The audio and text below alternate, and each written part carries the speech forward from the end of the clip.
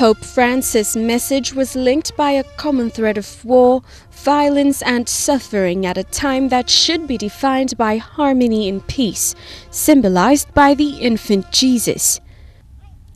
Peace to those who have lost a person dear to them is a result of brutal acts of terrorism, which have sown fear and death into the hearts of so many countries and cities. He told some 40,000 people gathered at St. Peter's Square.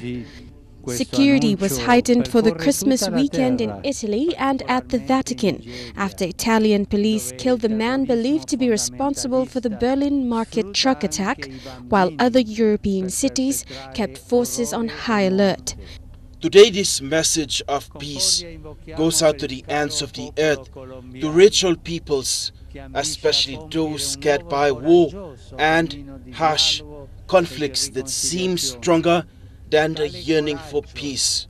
Speaking in Italian from the central balcony of St. Peter's Basilica, he called for peace in Syria, urging immediate assistance to the exhausted population of the city of Aleppo, which Syrian government forces recaptured last week after 4 years of devastating fighting with rebels. It is time for weapons to be still forever in Syria and the international community to actively seek a negotiated solution so that civil coexistence can be restored in the country.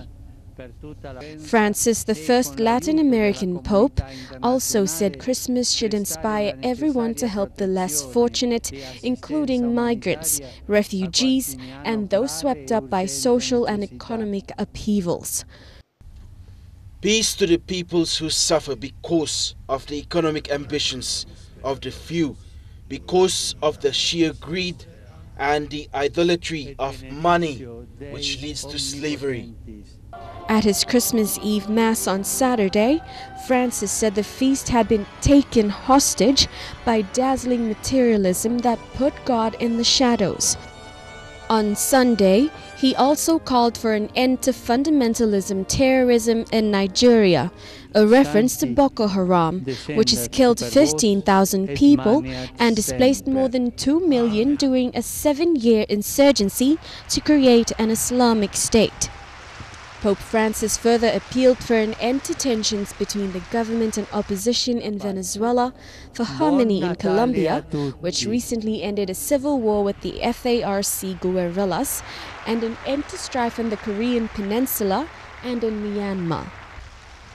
Melissa Gaviro, National EMTV News.